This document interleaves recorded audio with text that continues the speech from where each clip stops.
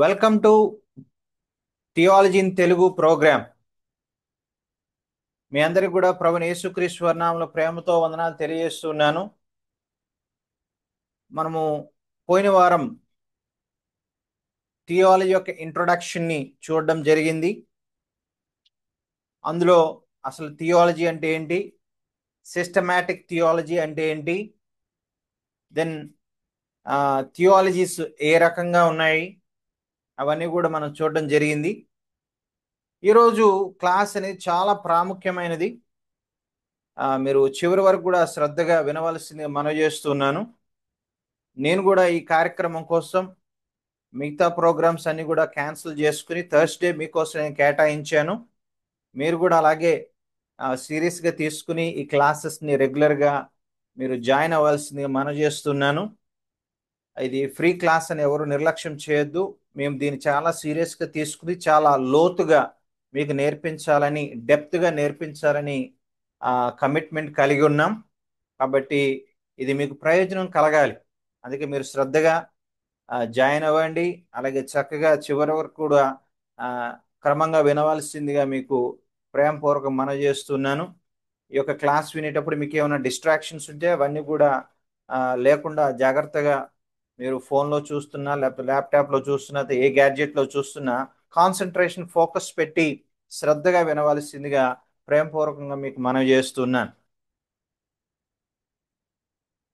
సరే, ఇప్పుడు మనం ఏం చూడబోతున్నట్టే what are the categories of systematic theology, క్రమబద్ధమైన థియాలజీలోని విభాగాలు ఏంటి అన్న విషయాన్ని మనము చూడబోతున్నాం.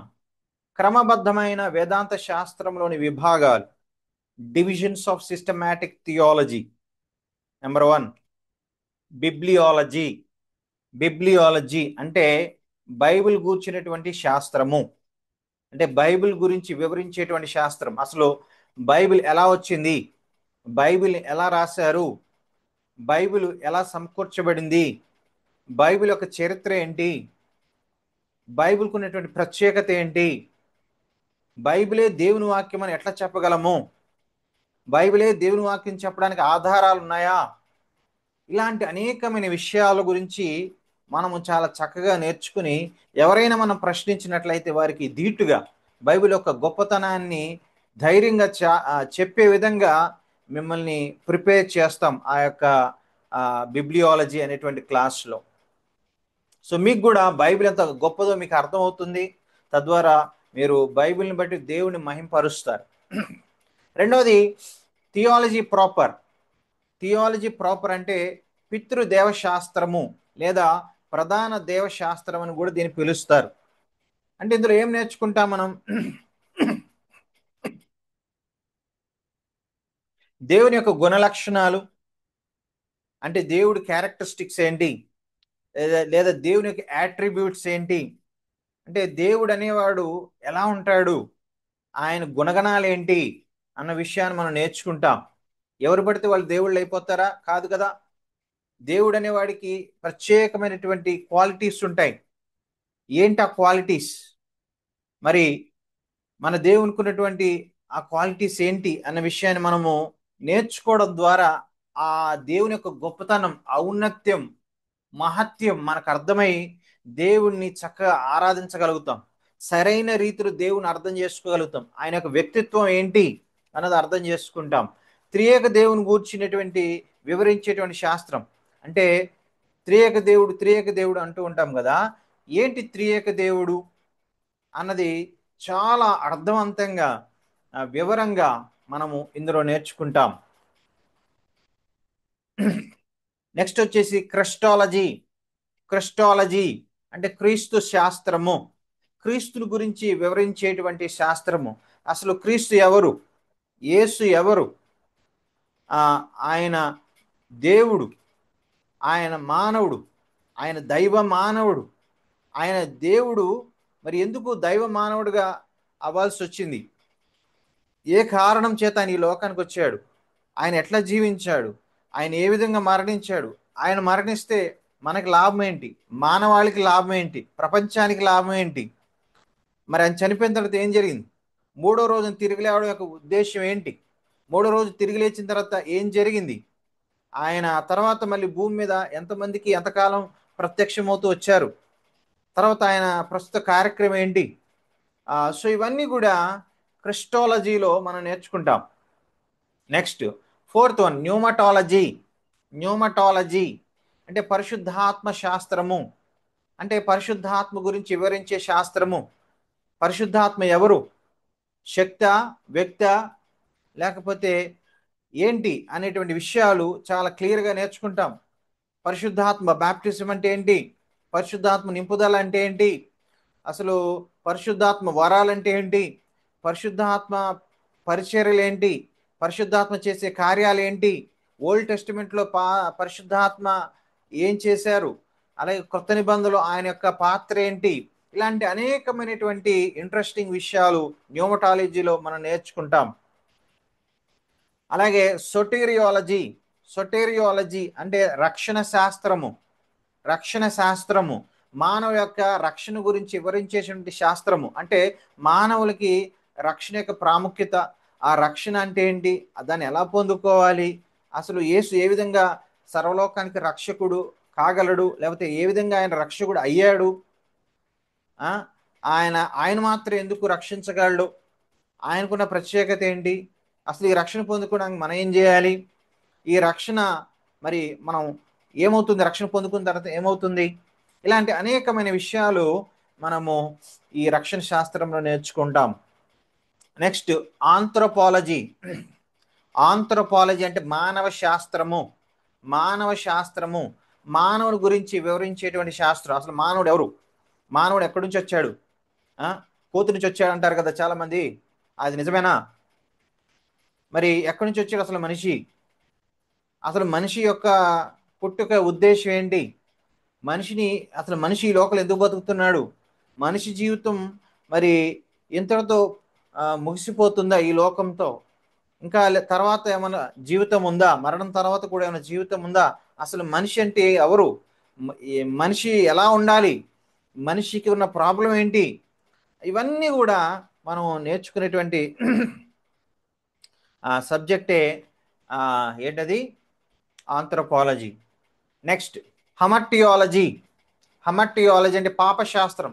అసలు ఈ పాపం ఎట్లా వచ్చింది, ఎక్కడ ఆరంభమైంది, పాపం వల్ల ఎందుకు మనుషులు అలా అల్లాడిపోతున్నారు, ఈ పాప భారాన్ని ఎలా తొలగించుకోవచ్చు, పాపం ఎక్కడి దాకా మనల్ని తీసుకెళ్తుంది, ఎంత నష్టాన్ని కలిగిస్తుంది, అసలు పాపం అంటే ఏంటి, పాపానికి మనకి మరి పాప విముక్తి పొందాలంటే ఏం చేయాలి, ఈ పాపం వల్ల కలిగిన శాపాల నుంచి విడుదల పొందాలంటే ఏం చేయాలి, పాపం యొక్క సీరియస్నెస్ ఎంత భయంకరంగా ఉంటుంది, పాపం ఎంత నష్టాలను తీసుకొస్తుంది, పాపాన్ని దేవుడు ఎలా చూస్తాడు, ఇలాంటి అనేకమైన విషయాలు పాపం గురించిన వివరణ బైబిల్ ఏం చెప్తుంది, దాన్ని హమర్టియాలజీ అనేటువంటి శాస్త్రం మనం చూస్తాం, దాన్ని పాపం గురించి వివరించే శాస్త్రం అని చెప్పొచ్చు. Next eighth one angelology. Angelology అంటే దూతల శాస్త్రం. అంటే దేవదూతలు ఎవరు, అసలు వాళ్ళ పని ఏంటి, వాళ్ళకి మనకి వాళ్ళకి మనకి ఏమన్నా, వాళ్ళ వల్ల మనకి ఏమైనా మేలుందా, వాళ్ళు మనకి ఏమైనా ఉపయోగపడతారా, అసలు ఈ దేవదూతలు ఎందుకు చేశాడు దేవుడు, వాటి యొక్క పర్పస్ ఏంటి, ఇలాంటి అనేక విషయాలు అందులో మనము నేర్చుకుంటాం. తర్వాత 9వది డీమనాలజీ. డీమనాలజీ అంటే దయ్యాల శాస్త్రం, అంటే దురాత్మల గురించి వివరించే శాస్త్రం. చాలామంది దయ్యాల గురించి తెలుసుకొని చాలా ఇంట్రెస్ట్ కలిగి ఉంటారు. ఇప్పుడు ఇందులో అసలు దయ్యాలు ఎక్కడి నుంచి వచ్చినాయి, అసలు దయ్యం అంటే ఏంటి, దయ్యం ఏం పనులు చేస్తుంది, దయ్యం మనుషుల్ని ఏ విధంగా ఇబ్బంది పెడుతుంది, ఆ దయ్యాల వల్ల ఎలాంటి కీడులు జరుగుతాయి, అసలు దయ్యాలు ఎలా తయారయ్యాయి, చచ్చిపోయిన వాళ్ళు దయ్యాలు అవుతారా లేదా, ఇలాంటి అనేకమైన ఇంట్రెస్టింగ్ విషయాల్ని పరిశీలిస్తూ సత్యం అంటే దురాత్మ గురించి దయ్యాల గురించినటువంటి సత్యం బైబిల్ ఏం చెప్తుందో వివరించేటువంటి శాస్త్రమే దయ్యాల శాస్త్రం. నెక్స్ట్ 10 సేటనాలజీ. సేటనాలజీ అనగా సాతాను శాస్త్రం. సాతాను శాస్త్రం అంటే సాతాను ఎవరు, అసలు సాతాను ఎలా వచ్చాడు, సాతాను ఏం చేస్తాడు, సాతాను విశ్వాసుని ఎలా ఇబ్బంది పెడతాడు, అవిశ్వాసులు ఎలాంటి పనులు చేస్తాడు, విశ్వాసుని ఎలా శోధిస్తాడు, సాతానికి దేవుడికి ఎలాంటి వైరం ఉంది, సాతానికి ఒక అంతం ఎలా ఉండబోతుంది, వాడిని వెంబడిస్తే ఏం జరుగుద్ది, వాడు బందీఖాన నుంచి బయటపడాలంటే మనం ఏం చేయాలి, దానికి దేవుడు ఏం చేశాడు, ఇలాంటి అనేకమైనటువంటి విషయాలు మనం సాతాను గురించినటువంటి శాస్త్రంలో నేర్చుకుంటాం, సేటనాలజీ. నెక్స్ట్ 11వది ఎక్లీషియాలజీ. ఎక్లీషియాలజీ అనగా సంఘ శాస్త్రము. అసలు సంఘం అంటే ఏంటి, సంఘం అంటే మట్టి గోడలా, లేకపోతే సంఘం అంటే విశ్వాసుల సమూహమా, అసలు సంఘం అంటే ఏంటి, సంఘం యొక్క విధులేంటి, సంఘం యొక్క ఫంక్షన్స్ ఏంటి, ఒక సంఘాన్ని ఎవరు నడిపించాలి, వన్ మ్యాన్ లీడర్షిప్పా, లేకపోతే ప్లూరాలిటీ ఆఫ్ లీడర్షిప్పా, లేకపోతే సంఘంలో విశ్వాసులకు పాత్ర ఏంటి, కేవలం ప్రేక్షక పాత్రేనా, లేకపోతే వాళ్ళకంటూ ఏదైనా చేయడానికి ఉంటుందా, సంఘం యొక్క కార్యాలు ఏంటి, సంఘం విధులేంటి, సంఘం యొక్క పనులేంటి, ఈ సంఘాన్ని అసలు దేవుడు ఎందుకు స్టార్ట్ చేశాడు, ఏ ఉద్దేశంతో స్టార్ట్ చేశాడు, సంఘం ఎంతకాలం ఉంటుంది, సంఘాన్ని ఎప్పుడు ప్రభు తీసుకెళ్తాడు, ఏ రకంగా తీసుకెళ్తాడు, ఇట్లాంటి అనేకమైనటువంటి విషయాల్ని తెలియజేసేటువంటి శాస్త్రమే ఎక్లీషియాలజీ. Next eschatology. ఎస్కటాలజీ అంటే భవిష్యత్తును గూర్చిన శాస్త్రము, యుగాంత శాస్త్రం అని కూడా కొంతమంది అంటారు దీన్ని. సో భవిష్యత్ కాలంలో ఏమేమి జరగబోతున్నాయి, మీకు విషయం తెలుసా, భవిష్యత్తు గురించి బైబిల్ చాలా స్పష్టంగా చెప్పింది, చెప్పిన ప్రకారం అన్నీ జరుగుతూ ఉన్నాయి. అంటే ఇప్పుడు ఎప్పుడు చెప్పింది, 2000 సంవత్సరాల క్రితమే చెప్పింది, అర్థమవుతుందా. సో ఎస్పెషలీ బైబిల్లో ప్రకటన గ్రంథం అనే ఒక బుక్కే ఉంది, భవిష్యత్తు గురించి ఫుల్ డీటెయిల్స్ ఉన్నాయి అన్నమాట అందులో. సో భవిష్యత్తులో ఏం జరగబోతుంది, ఈ ప్రపంచం ఎలా అంతం అవబోతుంది, ఈ తర్వాత ఏం జరగబోతుంది, 1000 ఏళ్ల పరిపాలన అంటారు కదా అదేంటి, క్రీస్తు ఎలా పరిపాలిస్తారు, ఏం జరగబోతుంది, సో మరి ఇంట్రెస్టింగ్, యూదులకు ఏం జరగబోతుంది, అవిశ్వాసులకు ఏం జరగబోతుంది, విశ్వాసులకు ఏం జరగబోతుంది, సో ఇలాంటి అద్భుతమైనటువంటి ఇంట్రెస్టింగ్ విషయాలన్నీ కూడా మనం ఎస్కటాలజీలో నేర్చుకుంటాం. ఓకే, సో ఇట్లా మనము దాదాపు 12 సబ్జెక్టులు మీరు నేర్చుకుంటారు. ఇవన్నీ కూడా మీకు మేము చాలా డీటెయిల్గా నేర్పించబోతూ ఉన్నాం. ఏదో పైన ఫ్రీగా చెప్తున్నా అని చెప్పేసి పైన ఏదో చెప్పేయడం మాకు ఇష్టం లేదు. అందుకే ఈ కోర్సుకి టైం లిమిట్ లేదు. ఎందుకంటే ఇవి ఎంత డీటెయిల్గా నేర్పించాలో అంత డీటెయిల్గా నేర్పించి భావి తరాలకి దేవుని సత్యాల్ని అందుబాటులో తీసుకురావాలన్నదే మా యొక్క తపన. కాబట్టి ఏదో పైన టకటక చెప్పేసి ముగించడం అనేది ఈ కోర్సు లేకపోతే ఈ క్లాస్ యొక్క ఈ ప్రోగ్రామ్ యొక్క ఉద్దేశం కాదు. అందుకే మేము ఒక్కొక్క సబ్జెక్ట్ని ఒక 7-8 నెలలు, కొన్నిసార్లు ఒక సంవత్సరం పాటు డీల్ చేయడం జరిగింది. సో కారణం ఏంటంటే మీకు మేము లోతైన విషయాలు నేర్పించాలని ఈ యొక్క క్లాసెస్ అందరికి అందుబాటులో ఉండి వాళ్ళు ఎప్పుడు కావాలో నేర్చుకోవడానికి అందుబాటులో ఉండటం కోసం యూట్యూబ్లో కూడా అప్లోడ్ చేస్తూ ఉన్నాం. మీరు చూసినట్టయితే ఎక్లీషియాలజీ అనేటువంటి టాపిక్ మీద మేము చాలా విస్తృతంగా క్లాసులు చెప్పడం జరిగింది. మీరు మన బైబిల్ సత్యాలు నీ కొరకే యూట్యూబ్ ఛానల్కి వెళ్తే ఎక్లీషియాలజీ అనే ప్లేలిస్ట్లోకి వెళ్తే మీకు అసలు సంఘం అంటే ఏంటి అని చాలా విస్తృతంగా మీకు ఆ విషయాలన్నీ దొరుకుతాయి. ఇప్పుడు సంఘం, ఇప్పుడున్న సంఘాలు, ఈ డినామినేషన్స్ ఇవన్నీ ఎట్లా పుట్టుకొచ్చినాయి, వాటి యొక్క చరిత్ర అంతా కూడా చాలా డీటెయిల్గా మీకు అక్కడ చెప్పడం జరిగింది. అలాగే ఇంకా బైబిల్ గురించి, అలాగే న్యూమటాలజీ గురించి, ఇక అనేకమైన శాస్త్రాలు ఆల్రెడీ మన ఛానల్లో ఉన్నాయి. రీసెంట్గా క్రీస్తు శాస్త్రం మొదలుపెట్టాం ఈ సమ్మర్కు ముందు. సో మీరు కూడా క్రీస్తు శాస్త్రానికి సంబంధించిన వీడియోస్ నెక్స్ట్ వీక్ అలా చూసుకుని వచ్చినట్లయితే మరొకసారి రివైజ్ చేసి మనము క్రిస్టాలజీ అనేటువంటి సబ్జెక్ట్ని మనం నేర్చుకోబోతున్నాం. సో దాని గురించి మీరు సిద్ధపడవలసిందిగా మనం చేస్తున్నాను. తర్వాత హూ కెన్ అండర్స్టాండ్ థియాలజీ. మరి థియాలజీ ఎవరు పడితే వాళ్ళకి అర్థం అవుతుందా, థియాలజీ జస్ట్ చదివేస్తే అర్థం అవుతుందా, థియాలజీ నేర్చుకోవడం అంత సింపులా, థియాలజీ ఎవరికి అర్థం అవుతుంది అంటే థియాలజీ అర్థం చేసుకోవడం కూడా కొన్ని రిక్వైర్మెంట్స్ ఉన్నాయి. ఎస్, ఇది దేవుని గురించినటువంటి శాస్త్రం. ఇది ఎవరు దీన్ని అర్థం చేసుకోగలరంటే దానికి కండిషన్స్ అప్లై. నెంబర్ 1, థియాలజీ అర్థం కావాలంటే must be A saved person. అంటే రక్షణ పొందిన వ్యక్తి అయి ఉండాలి.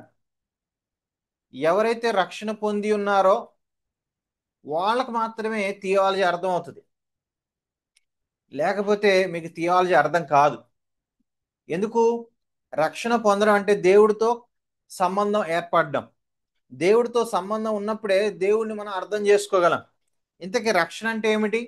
రక్షణ అంటే ఒక ప్రమాదం ఉంది, ఆ ప్రమాదం నుంచి తప్పించుకోవడం. మానవులందరూ రక్షణ పొందాలని దేవుడు కోరుకుంటున్నాడు. అంటే మానవులందరూ దేంట్లో ఉన్నారు? ప్రమాదంలో ఉన్నారు. మానవులకున్న ప్రమాదం ఏంటి? రోమా 3:23లో ఏ భేదమును లేదు, అందరూ పాపము చేసి దేవుడు అనుగ్రహించి మహిమను పొందలేకపోతున్నారు. చూడండి, ఏ భేదం లేదు, ఏ మతం, ఏ కులం, ఏ జాతిని, ఏ తేడా లేదు. మనందరం పాపం చేశాము. ఆ పాపాలంటే ఏంటి? దేవుని ఆజ్ఞ అతిక్రమించడం పాపం. మీరు పెద్ద పెద్ద పాపాలను చేయాల్సిన అవసరం లేదు. ఒక చిన్న అబద్ధమాన్ని కూడా, అది కూడా పాపమే. కాబట్టి మనందరం కూడా పాపం చేశాం. గుడిమె చేసి నేనే తప్పు చేయలేదు అని మనలో ఎవరైనా చెప్పగలమా? చెప్పలేం కదా. కారణం ఏంటి? మనందరం కూడా ఏదో ఒక పాపం చేసి ఉన్నాం. పాపం చేయడం వల్ల ఏమవుతుంది? దేవుడు అనుగ్రహించి మహిమను పొందలేకపోతున్నాం. మనం చేసిన ఒక్కొక్క పాపం ఒక్కొక్క ఇటుకలాగా దేవుడికి మనకు మధ్య గోడలాగా తయారైంది. ఇటు నుంచి దేవుడు నాకు అది ఇవ్వయ్యా, ఇది ఇవ్వయ్యా అని అడుగుతున్నాం.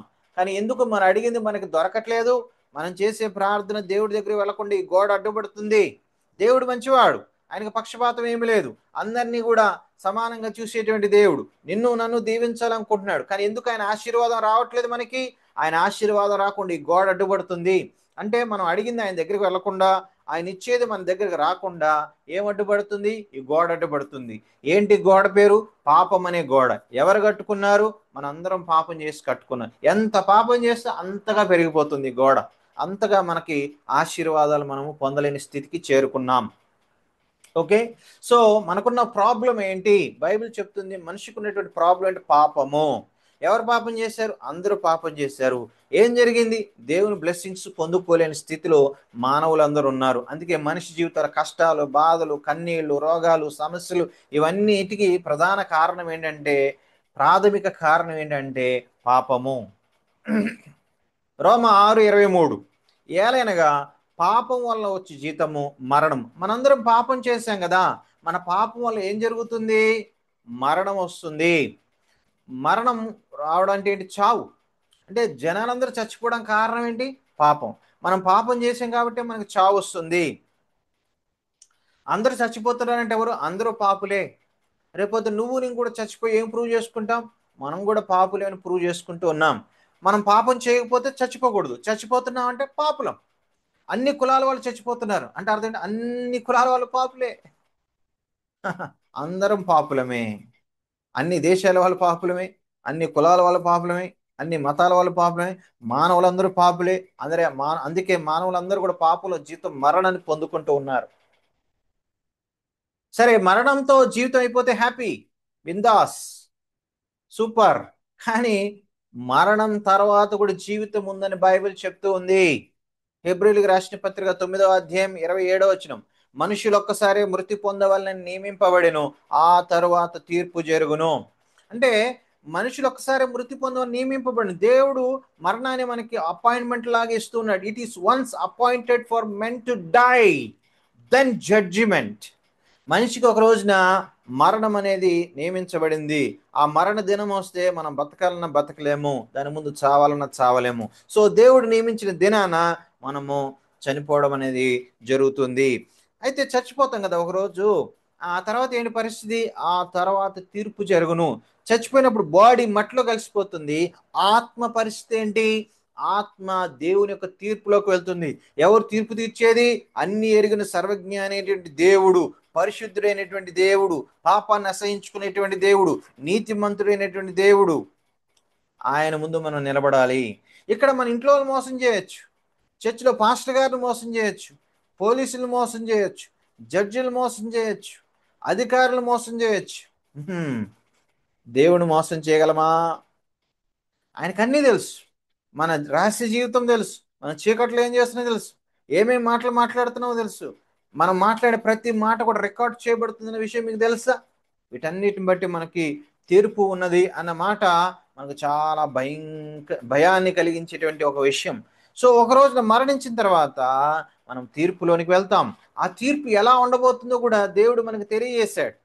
ప్రకటన గ్రంథం 21వ అధ్యాయం 8వ వచనం, పిరికివారును, అవిశ్వాసును, అసహ్యులు, నరహంతకులను, వ్యభిచారులను, మాంత్రికులను, విగ్రహారాధికులను, అబద్ధికులందరూ అగ్ని గంధకములతో మండు గుండంలో పాలు పొందుదురు.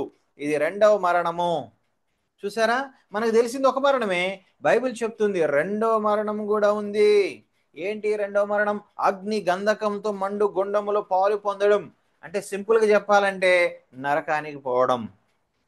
సో ఈ లిస్టులో కనుక ఎవరైతే ఉంటారో వాళ్ళకి దేవుని తీర్పు ఏంటంటే నరకానికి వెళ్ళాలి. ఒకసారి ఆ లిస్టులో మనం ఉన్నామా లేదా ఒకసారి చెక్ చేసుకుందామా, చూసుకుందామా. పిరికి వాళ్ళు అంటే రాత్రిపూట బయటకు వెళ్ళడానికి భయపడేవాళ్ళు కాదు. ఇక్కడ యేసు ప్రభు నిజమైన దేవుడిని తెలిసినా కూడా సమాజానికి భయపడో లేకపోతే రకరకాల వాటికి భయపడి, వివిధ కారణాల చేత భయపడి యేసు ప్రభుని నమ్ముకోవడానికి వెనకాడేవారు. అలాంటి వారు ఎక్కడికి వెళ్తారట? నరకానికి పోతారు. అవిశ్వాసులు, యేసుప్రభు దేవుడని తెలుసు కానీ నమ్మరు. అవిశ్వాసం వాళ్ళు ఎక్కడికి తీసుకెళ్తుంది? నరకానికి తీసుకెళ్తుంది. అసహ్యులు, యేసుని అసహించుకునే వాళ్ళు ఎక్కడికి వెళ్తారు? నరకానికి పోతారు. నరహంతకులు అంటే హత్యలు చేసేవాళ్ళు ఎక్కడికి వెళ్తారు? నరకానికి పోతారు. మీరు అనుకోవచ్చు, బ్రదర్ నేను ఒక్క హత్య కూడా చేయలేదు అమ్మయ్య అని అనుకోవచ్చు. మనం అనుకుంటాం కత్తి పట్టి కసక్కని వేసేస్తేనే హత్య అనుకుంటాం. కానీ ప్రభు అన్నాడు, నువ్వు కత్తి పట్టి కసక్కని ఎవరిని వేయాల్సిన అవసరం లేదు. నీ నాలుకని కత్తుల్లాగా వాడి ఎదుటి మనిషిని నిష్కారణంగా బాధ పెట్టినా అది కూడా హత్యే అన్నారు యేసు ప్రభు వారు. అంటే మనం ఏమంటాం అంటే ఎవరినన్నా ఇబ్బంది పెడితే మన మాటల చేత బాధపడితే ఏమంటాం? హట్ చేసామంటాం. దేవుడు అంటాడు నువ్వు హత్య చేసావు అంటాడు. సో కత్తిపెట్టి పొడి చేయడంలోను, నాలుకని కత్తిలా వాడి ఎదుటి వాళ్ళని బాధ పెట్టడంలో, రెండిట్లో దేవుడికి ఎటువంటి డిఫరెన్స్? రెండు హత్యలే. ఆ రకంగా చూసుకుంటే మన ఇంట్లో వాళ్ళని, ఎవరినో కాదు మన ఇంట్లో వాళ్ళని ఎన్నిసార్లు మన నోటి మాటల చేత హత్య చేసామో ఒకసారి మీరు ఆలోచన చేయండి. తర్వాత వ్యభిచారులను, భార్యాభర్తల మధ్య సంబంధం కాకుండా పెళ్లికి ముందు కానీ పెళ్లికి తర్వాత కానీ అక్రమ సంబంధాలు కలిగి ఉన్నట్లయితే వాళ్ళు వ్యభిచారులు. వారు ఎక్కడికి వెళ్తారు? నరకానికి వెళ్తారు. మీరు అనుకోవచ్చు నేను ఎటువంటి వ్యభిచారం చేయలేదు బ్రదర్ అని అనుకోవచ్చు. Okay, good. కానీ యేసుప్రభు వారు ఇంకో మాట చెప్పారు. ఏంటో తెలుసా? ఒక స్త్రీని తప్పుడు చూపుతో, మోహపు చూపుతో చూస్తే చాలు, అప్పుడే నువ్వు ఆ స్త్రీతో వ్యభిచారం చేసేవు నీ హృదయం అందని ప్రభు అన్నారు. ఈ రకంగా చూస్తే ఒక పురుషుని కానీ ఒక స్త్రీని కానీ తప్పుగా ఊహించుకునేటువంటి వ్యక్తి ఎవరున్నారు? మోహపు చూపు చూడనటువంటి వ్యక్తి ఎవరున్నారు? ఆ రకంగా మనం ఆ కేటగిరీలోకి రామా? మన ఊహలు ఎలా ఉన్నాయి? మన ఆలోచనలు ఎలా ఉన్నాయి? మన ఫ్యాంటసీస్ ఎలా ఉన్నాయి? మన యొక్క ఇమాజినేషన్స్ ఎంత భయంకరంగా ఉన్నాయి? ఒకసారి ఆలోచన చేయండి. తర్వాత మాంత్రికులు, క్షుద్ర శక్తుల్ని చేతబడులు చేసేటువంటి వీళ్ళందరూ, ఇలాంటి దరిద్రులందరూ ఎక్కడికి పోతారు? నరకానికి పోతారు. విగ్రహారాధికులు అంటే విగ్రహాలకి మొక్కేవాళ్ళు, అంటే విగ్రహాలకి ఆరాధన చేసేవారు. ఇక్కడ మనం చూసినట్లయితే దేవుడు ఎందుకు ఈ మాట అన్నాడు? విగ్రహారాధికులు ఎందుకు నరకానికి పోతారు అన్నాడంటే దేవుడు చెప్పాడు, నేను ఆత్మస్వరూపిని, నాకంటూ ఒక భౌతిక రూపం లేదు. భౌతిక రూపంలో నన్ను ఏ రూపం కూడా మీరు ఊహించుకోవద్దు, దాన్ని చేసుకోవద్దు, బొమ్మ చేసుకోవద్దు, విగ్రహం చేసుకోవద్దు, పటం చేసుకోవద్దు, దానికి మొక్కొద్దు అని దేవుడు చెప్పాడు. కాబట్టి విగ్రహారాధన దేవునికి అయిష్టమైనది, దేవునికి ఇష్టం లేనటువంటిది, దేవుడు అసహించుకునేటువంటి కార్యము. కాబట్టి దేవుడిని ఆరాధించే వాళ్ళు ఎలా ఆరాధించాలి? ఆత్మతోనూ సత్యముతోనూ ఆరాధించాలి. కాబట్టి విగ్రహారాధికులు ఎక్కడికి వెళ్తారట? నిత్య నరకానికి వెళ్తారని బైబిల్ సెలవిస్తుంది. తర్వాత అబద్ధికులందరూ అంటే అబద్ధాలు ఆడేవాళ్ళు ఎక్కడ తప్పించుకుంటామండి? ఇక్కడ మనం తప్పించుకోలేం. కాబట్టి ఈ లిస్టులో మనము ఉన్నాం. ఈ లిస్టులో ఉన్నామంటే దేవుడి తీర్పు ఏంటి? నరకానికి వెళ్ళడం. మనం ఆల్రెడీ పాపం చేసాం, దేవుడికి దూరం అయిపోయాం, ఒకరోజు చచ్చిపోయేటువంటి పరిస్థితిలో ఉన్నాం, చస్తే ఈ లిస్టులో ఉన్నాం. కాబట్టి ఎక్కడికి వెళ్తాం? నిత్య నరకానికి వెళ్ళే ప్రమాదంలో ఉన్నాం. కాబట్టి మనం అతి భయంకరమైన ప్రమాదంలో ఉన్నాం. ఎప్పుడు చనిపోతామో తెలియదు. చచ్చిపోతే నరకానికి పోయే స్థితిలో ఉన్నాం. కాబట్టి మనకి నరకం నుంచి ఏం కావాలి? రక్షణ కావాలి. అర్థమవుతుందా? రక్షణ పొందడం అంటే అర్థం ఏంటో తెలుసా? మనం నరకానికి వెళ్ళేటువంటి ప్రమాదంలో ఉన్నాము, ఆ నరకం నుంచి తప్పించుకో స్వర్గానికి పోవాలి. మరి రక్షణ ఎలా పొందుకోగలుగుతాము? మనం ఏం చేసినా కూడా మనం రక్షణ పొందుకోలేమని బైబిల్ సెలవిస్తుంది. మన నీతి క్రియలు, భక్తి క్రియలన్నీ కూడా దేవుడి దృష్టిలో మురికి గుడ్డలతో సమానము అని దేవుని వాక్యం సెలవిస్తుంది. ఎట్లా మరి రక్షణ పొందేది? మనం రక్షించుకోలేం. అందుకే మనకు ఒక రక్షకుడు అవసరము. మరి ఎవరా రక్షకుడు? చూడండి, 1 తిమోతి 1:15, పాపులను రక్షించుటకు క్రీస్తు యేసు లోకమునకు వచ్చిన వాక్యము నమ్మదగినదియు పూర్ణాంగీకారమునకు యోగ్యమైనదినై ఉన్నది. అంటే అర్థం ఏంటి? పాపులైన మనకి రక్షణ అవసరము. ఈ రక్షణ మనం పొందుకుంటే మనకి రక్షకుడు అవసరము. ఆ రక్షకుడు ఎవరు? క్రీస్తు యేసు. ఆయన ఆయన ఎక్కడికి వచ్చాడు? ఈ లోకానికి వచ్చాడు. అంటే ఆయన ఎక్కడున్నాడు? వేరే ఇంకెక్కడ నుంచో ఈ లోకానికి వచ్చాడు. ఆయన ఎక్కడి నుంచి వచ్చాడో మనకు తెలుసు. ఆయన దేవుడు. ఆయన పరలోకం నుంచి ఈ లోకానికి మానవుడిగా నరావతారం ఎత్తి ఈ లోకానికి రావడం జరిగింది. ఏ ఉద్దేశంతో వచ్చాడు? పాపులు రక్షించడానికి వచ్చాడు. అందుకే బైబిల్ ఇంకొక మాట ఉంది, నశించిన దాన్ని వెతకి రక్షించుటకు మనుష్య కుమారుడు ఈ లోకానికి వచ్చాడు. ఎవరిని రక్షించడానికి వచ్చాడు? నశించిపోతున్న మనల్ని రక్షించడానికి వచ్చాడు. ఎందుకు నశించిపోతాం? మనం పాపం చేశాం కాబట్టి. పాపులు రక్షించడానికి క్రీస్తు యేసు ఈ లోకానికి రావడం అనేది జరిగింది. మరి మీరు చూశారు, మరి యేసు ఏం చేశాడు? మానవుని రక్షించడానికి ఏం చేశాడంటే రోమ 5:8, అయితే దేవుడు మన ఎడల తన ప్రేమను వెల్లడిపరుచుచున్నాడు, ఎట్లనగా మనం ఇంకనూ పాపులమైండగానే క్రీస్తు మన కొరకు చనిపోయాను. సో యేసు ప్రభు చనిపోయాడు. ఎలా చనిపోయాడు? సిలువలో చనిపోయాడు. ఎట్లా చనిపోయాడు? ఇద్దరు దొంగల మధ్యలో చనిపోయాడు. సిలువ శిక్ష ఎవరికి వేస్తారు? భయంకరమైన క్రిమినల్స్కి వేస్తారు. మరి యేసు ప్రభు క్రిమినలా? కాదు. యేసు ప్రభుని ఇద్దరు జడ్జిలు తీర్పు తీర్చారు, పిలాతు, హేరోదు. వాళ్ళిద్దరు ఏమన్నారు? ఈయనలో మాకే తప్పు కనబట్లేదు అన్నారు. ఈయన నిర్దోషి అన్నారు. మరి ఎందుకు సిలువ వేశారు? మరి యువతల దొంగ సిలువ వేయబడ్డాడు. వాడు సిలువ పెట్టడానికి ఒక కారణం ఉంది, ఎందుకంటే వాడు దొంగతనం చేశాడు. యువతలో ఒక దొంగ సిలువ పెట్టాడు, కారణం ఏంటి? వాడు దొంగతనాలు చేశాడు. కాబట్టి వాళ్ళకి శిక్ష పట్టడం న్యాయమే. మరి మధ్యలో ఉన్న యేసుకి ఎందుకు శిక్ష? ఆయన ఏ తప్పు చేయలేదు అని జడ్జిలే చెప్పారు. అంత మాత్రం కాదు, యేసుక్రీస్తు ప్రభు ఛాలెంజ్ చేశాడు, నాలో పాపం ఉన్నదని మీలో ఎవరైనా నిరూపించగలరని ఛాలెంజ్ చేస్తే ఆయన శత్రువులు కూడా ఆయన ముందు తలదించుకున్నారు, ఏలెత్తి చూపించలేకపోయారు. కారణం, ఈజ్ పర్ఫెక్ట్, మిస్టర్ పర్ఫెక్ట్. ఆయన ఒక్క తప్పు కూడా చేయలేదు. మిస్టర్ పర్ఫెక్ట్ ఎవరో తెలుసు? యేసుక్రీస్తే. ఎందుకంటే ఆ టైటిల్ ఆయనకే చెల్లుతుంది. ఎందుకంటే ఆయన ఒక్క పాపం కూడా చేయలేదు. ఆయన పరిశుద్ధంగా పవిత్రంగా జీవించాడు. మరి ఎందుకు చచ్చిపోయాడు? అక్కడ చెప్తున్నారు చూడండి, క్రీస్తు మన కొరకు చనిపోయింది. అంటే యేసు ప్రభు చనిపోయింది మన కోసం, నీ కోసం, నా కోసం ఫ్రెండ్. మన కోసం చనిపోయాడు. మనం ఏ స్థితిలో ఉన్నప్పుడు చనిపోయాడు? మనం ఇంకనూ పాపులమై ఉండగానే, అంటే మన పాపాల కోసమే చనిపోయాడు. ఇంకా మనం పాపం చేస్తూ జీవిస్తూనే ఉన్నాం. మన పాపాల కోసమే ఆయన చనిపోయాడు. ఎందుకు ఆయన అంత భయంకరంగా చనిపోయాడంటే, నీ నా పాపాలు అంత భయంకరమైనవి. మరి నీలాంటి నాలాంటి పాపి కోసం ఆయన ఎందుకు చచ్చిపోయడానికి అవసరం ఏంటి? ఎందుకు చచ్చిపోయాడు? నీలాంటి నాలాంటి పాపి కోసం ఆయన ఎందుకు చచ్చిపోయాడు? ఆయన ఏ పాపం చేయలే, ఆయన పరిశుద్ధుడు. ఎందుకు నీ కోసం, నా కోసం చచ్చిపోయాడు? కారణం ఏంటో తెలుసా? ఆయన మనల్ని ప్రేమిస్తున్నాడు. మన ఎడల తన ప్రేమని వెల్లడిపరుచుచున్నాడు దేవుడు. కాబట్టి యేసు ప్రభు వారు నిన్ను నన్ను ఎంత ప్రేమించారంటే, నీకోసం నా కోసం ప్రాణం పెట్టారు. ఎవరున్నారు ఫ్రెండ్ నీకోసం నా కోసం ప్రాణం పెట్టేవాళ్ళు? నువ్వు నేను మంచోళ్ళు అయితే మనల్ని ఇష్టపడొచ్చేమో, కానీ మన పాపాలన్నీ బయట పెడితే మనల్ని ఎవరైనా ఇష్టపడతారా? మన ఇంట్లో వాళ్ళే మనల్ని అసహించుకుని మన మీద ఉమ్మేస్తారు. కానీ యేసు ప్రభు మనం చేసిన పాపాలని, రహస్య పాపాలని, మన మాటలన్నీ, మనం ఏమేమి ఫోన్లో చూస్తున్నాం, ల్యాప్టాప్లో చూస్తున్నాం, సిస్టంలో చూస్తున్నాం, ఎక్కడికి ఎట్లాంటి చాట్ చేస్తున్నామో, మన జీవితం ఏంటో, మన గలీజ్ ప్రవర్తన ఏంటో, మన యొక్క రహస్య జీవితం ఏంటో, మన రోత ఏంటో అన్నీ ఎరిగి కూడా ఆయన మనల్ని ప్రేమించి మన కోసం ప్రాణం పెట్టాడు. What a love! ఎంత గొప్ప ప్రేమ యేసయ్యది! ఎవరున్నారు నేను ఇలా ప్రేమించేవాళ్ళు? Only Jesus.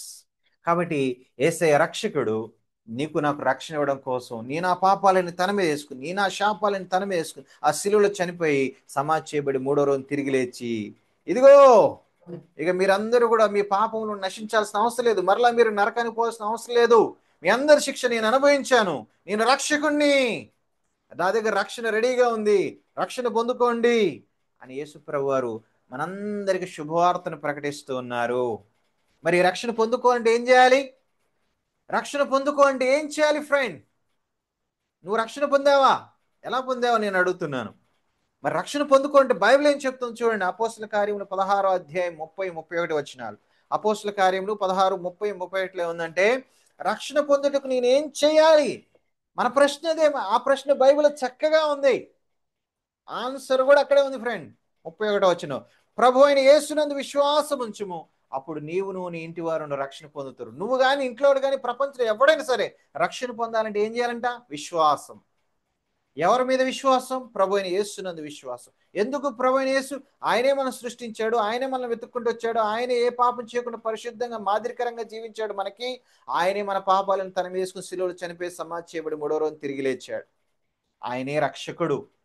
కాబట్టి ఎప్పుడైతే మన పాపములు నా ప్రభు ఎదుట ఒప్పుకొని, ఓ ప్రభు నువ్వు నా పాపల కొరకు చనిపోయావని నమ్ముతున్నావు, నీ శిలువ యాగం వల్ల మాత్రమే నాకు రక్షణని, నా సొంత క్రియలు, నా భక్తి కార్యక్రమాలు అవేమి కాదు ప్రభు, కేవలం నీ యందు విశ్వాసం ద్వారా రక్షణ నాకు అర్థమైంది, నేను నీ నమ్ముతున్నాను, నన్ను రక్షించు ప్రభు అని ఎప్పుడైతే విశ్వాసంతో ఆ ప్రభుని వేడుకుంటామో ప్రభు మనకి ఉచితంగా రక్షణను అనుగ్రహిస్తాడు. సో రక్షణ దేవుడు ఫ్రీగా ఇస్తున్నాడు, విశ్వాసం ద్వారా అనుగ్రహిస్తూ ఉన్నాడు. అందుకే ఎఫెసీయులకు రాసిన పత్రిక 2వ అధ్యాయం 8-9 వచ్చిన మీరు ఎప్పుడు చదివారా? చాలా బాగుంటుంది. ఏమన్నట్టు అక్కడ? మీరు విశ్వాసము ద్వారా కృప చేతనే రక్షింపబడి ఉన్నారు. చాలా మంది అంటారు, అన్న రక్షింపబడతాం లేదు మనకెట్లా తెలుసు? పరలో అక్కడికి వెళ్ళిన దేవుడి దగ్గరికి వెళ్ళిన దేవుడు డిసైడ్ చేస్తాడు అని అంటారు. నో నో నో, ఇక్కడ పౌలు అంటున్నాడు మీరు విశ్వాసం ద్వారా కృప చేత రక్షింపబడి ఉన్నారు. బడతారు కాదు, బడి ఉన్నారు. అంటే నువ్వు రక్షించబడ్డావు లేదు నువ్వు చెప్పుకోవచ్చు. ఎట్లా? నువ్వు విశ్వాసం ఉంచితే, ప్రభుని యేసునందు విశ్వాసం ఉంచితే నువ్వు రక్షించబడినట్లు, విశ్వాసం ఉంచకపోతే నువ్వు రక్షింపబడనట్లు. కాబట్టి ఎవరి చేతిలో ఉంది రక్షించబడడం రక్షించబడకపోవడం? నీ చేతిలో ఉంది. దేవుడు నీ చేతికి వదిలేశాడు. నువ్వు ఆయన యందు విశ్వాసం ఉంచి ఆయన నీ రక్షకుడిగా దేవుడిగా ప్రభువుగా అంగీకరిస్తే నీకు రక్షణ. నువ్వు ఆయన తిరస్కరిస్తే నీకు రక్షణ లేదు. ఇది మీ వలన కలిగింది కాదు, నువ్వేదో కష్టపడి సంపాదించుకుంది కాదు, దేవుని వరం, గాడ్స్ గిఫ్ట్. నువ్వు అడిగితే విశ్వాసంతో ఆయన ఇచ్చేస్తాడు.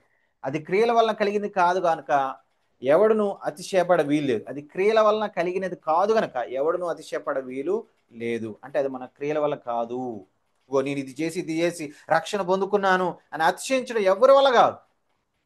అది కేవలం దేవుని యొక్క కృపలో మనం విశ్వాసం ఉంచడం ద్వారా ఆ దేవుడు వరంగా మనకి యేసయ్య మనకి వరంగా ఇస్తున్నాడు. So salvation is only by faith in the lord Jesus Christ. ప్రభువైన యేసునందు విశ్వాసం ద్వారా మాత్రమే మనకి రక్షణ.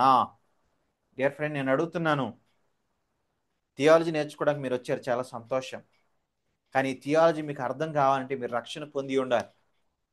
ఇంకా మీరు రక్షణ పొంది ఉండకపోయినట్లయితే ఈరోజే ప్రభువైన యేసుక్రీస్తునందు విశ్వాసం ఉంచి రక్షణ పొందుకోవాల్సింది మనం చేస్తుంది. నువ్వు ఉన్న చోట ఇప్పుడే నీ పాపములను ప్రభు ఎదుట ఒప్పుకొని, నీ పాపముల కొరకు ఆ ప్రభువైన యేసు చనిపోయాడని, ఆయన నిజమైన దేవుడని, ఆయన యందు విశ్వాసం ద్వారా మాత్రం నీకు రక్షణ నువ్వు అర్థం చేసుకుని ఆ ప్రభు మీద విశ్వాసం ఉంచి ఇప్పుడే నీవు ఉన్న చోటే ఆ ప్రభు నీకు ఫ్రీగా రక్షణ ఇచ్చేస్తారు. దయచేసి ప్రభువైన యేసునందు విశ్వాసం ఉంచండి, రక్షణ పొందండి. సో థియాలజీని ఎవరు అర్థం చేసుకోగలరు? Must be A saved person, అంటే రక్షణ పొందిన వ్యక్తి అయి ఉండాలి. అంటే మీరు థియాలజీ మీకు అర్థం కావాలంటే ఖచ్చితంగా మీరు రక్షణ పొందిన వ్యక్తులై ఉండాలి. రెండవదిగా must be A serious student of scripture, అంటే లేఖనాల్ని అనగా బైబిల్ని సీరియస్గా అధ్యయనం చేసే విద్యార్థిగా ఉండాలి. మీరు చూడండి, థియాలజీ అర్థం చేసుకోవడానికి మీకు పెద్ద పెద్ద చదువులు అవసరం లేదు. కానీ బైబిల్ని మీరు శ్రద్ధగా చదివితే చాలు, మీకు థియాలజీ అర్థమవుతుంది. బైబిల్ చదవకుండా మీరు ఎన్ని క్లాసులు విన్నా మీకు థియాలజీ అర్థం కాదు. కాబట్టి నా రిక్వెస్ట్ ఏంటంటే మీరు సీరియస్గా బైబిల్ చదవాల్సిందిగా మనం చేస్తున్నాను. You should be A serious student of the scriptures, అంటే బైబిల్ని సీరియస్గా చదివే వ్యక్తిగా ఉండాలి. బైబిల్ చదివేటప్పుడు నీకేం అర్థమైంది, నాకేం అర్థమైంది ముఖ్యం కానే కాదు. అసలు నీకేం అర్థమైంది, నాకేం అర్థమైంది పాయింట్ కాదు. అసలు పాయింట్ ఏంటంటే ఈ పుస్తకాన్ని రాసిన యొక్క రచయిత యొక్క ఉద్దేశం ఏంటి, what is the intention and purpose of the writer. తర్వాత ఎవరికైతే రాశాడో వాళ్ళు దాన్ని ఎలా అర్థం చేసుకున్నారు, ఎవరికైతే ఈ ఉత్తరం రాశాడో, పత్రిక రాశాడో, లేకపోతే సువార్త రాశారో వాళ్ళు దాన్ని ఎట్లా అర్థం చేసుకున్నారు, రిసిపియంట్స్ ఎట్లా అర్థం చేసుకున్నారు అన్నది మనం తెలుసుకున్నప్పుడు మాత్రం మనకు బైబిల్ అర్థమవుతుంది. మళ్ళీసారి చెప్తున్నా చూడండి, ద రైటర్స్ ఇంటెన్షన్ మనం అర్థం చేసుకోవాలి. తర్వాత రెసిపియంట్స్ అండర్స్టాండింగ్ ఏంటి అనేది మనం తెలుసుకోవాలి. అంటే ఉదాహరణకి మీరు ఎఫెసీయులకు రాసిన పత్రిక చదువుతున్నారు, దాన్ని రాసింది ఎవరు? పౌలు గారు ఆ పత్రిక రాసినప్పుడు ఆయన ఉద్దేశం ఏంటి అని మనం ఆలోచన చేయాలి. రెండోది ఎవరికి రాశాడు? ఎఫ్సీలకు రాశాడు. వాళ్ళు దీన్ని ఎట్లా అర్థం చేసుకున్నారు అన్నది మనము ఫోకస్ పెట్టినప్పుడు, దాన్ని తెలుసుకోవడానికి ప్రయత్నం చేసినప్పుడు మనకి ఆ ఎఫ్సీలకు రాసిన పత్రిక అనేది అర్థమవుతుంది. దీని గురించి మనం బిబ్లియాలజీలో డీటెయిల్గా నేర్చుకుంటాం. కానీ రోజు మీరు కనీసం ఓల్డ్ టెస్టిమెంట్ నుంచి ఒక చాప్టరు, న్యూ టెస్టిమెంట్ నుంచి ఒక చాప్టర్ని ఖచ్చితంగా సీరియస్గా మీరు చదవాలని మీ అందరికీ నేను రిక్వెస్ట్ చేస్తూ ఉన్నాను. లేకపోతే మీకు థియాలజీ అర్థం కష్టం. మూడోది, must be a person who prays for the illumination. Prays for the illumination అంటే పరిశుద్ధాత్మక వెలిగింపు కొరకు ప్రార్థించే వ్యక్తి ఉండాలి. ఇల్యూమినేషన్ అనేది మనకుంటేనే థియాలజీని మనం అర్థం చేసుకోవాలి. ఇల్యూమినేషన్ అంటే పరిశుద్ధాత్మ మనకు అర్థం కావడానికి చేసే సహాయాన్ని ఇల్యూమినేషన్ అంటాం. The ministry of the Holy Spirit helping the believer to understand the truths of the Bible. అంటే బైబిల్లో ఉన్న సత్యాలను చూడడానికి పరిశుద్ధాత్మ సహాయాన్ని తీసుకోవాలి మనం. పరిశుద్ధాత్మ దేవుడు మనకి బైబిల్ని ఎక్స్ప్లెయిన్ చేయడానికి ఇష్టపడుతున్నాడు, అది ఆయన పరిచర్య. కాబట్టి ఆయన సహాయం తీసుకున్న ఇక్కడ మనం చాలా బుక్స్ చదువుతూ ఉంటాం. బుక్స్ చదువుతాం, ఆ బుక్ ఆధార్ ఎక్కడో ఉంటాడు. కానీ బైబిల్ ఒక ప్రత్యేకత అంటే మనం బైబిల్ చదివేటప్పుడు ఆ ఆధార్ మన పక్కనే ఉంటాడు, ఆ రచయిత మన పక్కనే ఉంటాడు, హోలీ స్పిరిట్. ఆయన సహాయం తీసుకొని మనం చదివితే చక్కగా మనకు బైబిల్ అర్థం అవుతుంది. అంటే మీరు ప్రేయర్ చేయాలి, పరిశుద్ధాత్మ దేవ ఈరోజు ఈ అధ్యాయం చదువుతున్నాను, నాకు అర్థం కావడానికి హెల్ప్ చేయండి అని మీరు చదివినప్పుడు మీకు అద్భుతంగా బైబిల్ అర్థం అవుతుంది. 1 కొరింథీ 2:14 ఇంపార్టెంట్ వాక్యం ఉంది. ప్రకృతి సంబంధి అయిన మనుష్యుడు దేవుని ఆత్మ విషయములను అంగీకరింపడు, అవి అతనికి వెర్రితనముగా ఉన్నవి, అవి ఆత్మానుభవము చేతని వివేచింపదగును గనుక అతడు వాటిని గ్రహింపజాలడు. ప్రకృతి సంబంధి అయిన మనుషుడు అంటే రక్షణ పొందని వ్యక్తి దేవుని ఆత్మ విషయాన్ని అంగీకరించడు, ఎందుకంటే వాడికి అర్థం కావాయి, అవి వాడికి వెరితనంగా ఉంటాయి. ఎట్లా అర్థం అవుతాయి మరి? ఆత్మానుభవం చేతనే వివేచింపదగును అంటే పరిశుద్ధాత్మ సహాయం వలన మనం దాన్ని అర్థం చేసుకోగలుగుతాం.